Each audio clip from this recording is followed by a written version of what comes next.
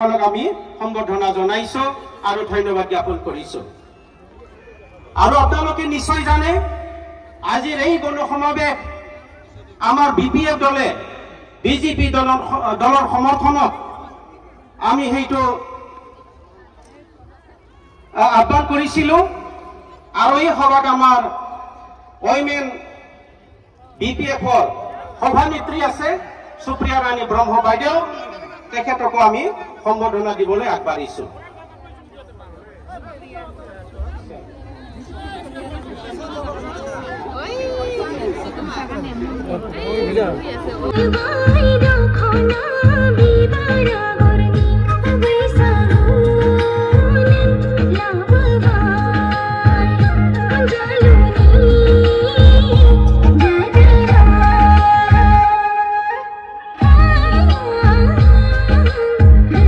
লক্ষ্য আছিল বিপিএফ দল হিসাবে আমাৰ ঐক্য শান্তি আৰ উন্নয়ন এই লক্ষ্য লৈ পেলাই আমি যোৱা 2005 চনৰ পৰা এই বিটিসি অঞ্চলত কাম কৰি আহিছিল।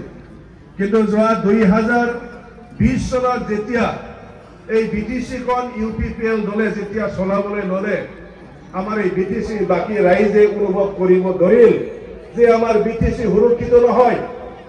আমি যি ধৰণে এটা বিটিসি পাইছো, যেটো বিটিসিৰ দ্বাৰা ইয়াত আমি উন্নয়নৰ কথা চিন্তা কৰিব পাৰিছো, ইয়াত টকা জাতি জনগণৰ যিমান সভাপতি সকল আছে, তো প্ৰথমে মই আদিবাসী সেলৰ সভাপতি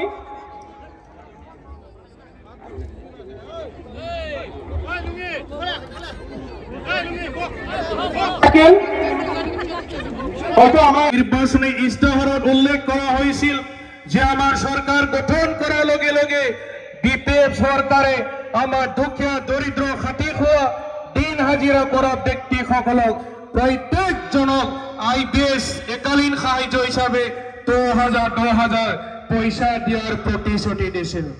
এতিয়া আমি এটা সমষ্টিত 1240টা সমষ্টিত প্রায় মানে আমি 50,000 ডাঙৰীয়া তেখেতকো আমি সম্বৰ্ধনা গ্ৰহণ কৰিবলৈ আমি অনুৰোধ জনাইছো।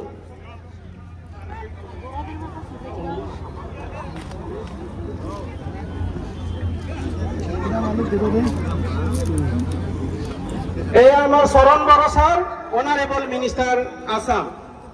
তাৰ পিছতে আমি সম্বৰ্ধনা জনাম আমাৰ প্ৰাক্তন কেবিনেট মন্ত্ৰী লগতে বিপিএফ দলৰ উপসভানেত্ৰী প্ৰমীলা ৰাণী ব্ৰহ্ম বাইদেউ। আমি বাইদেউ সম্বৰ্ধনা গ্ৰহণ কৰিবলৈ অনুৰোধ জনাইছো।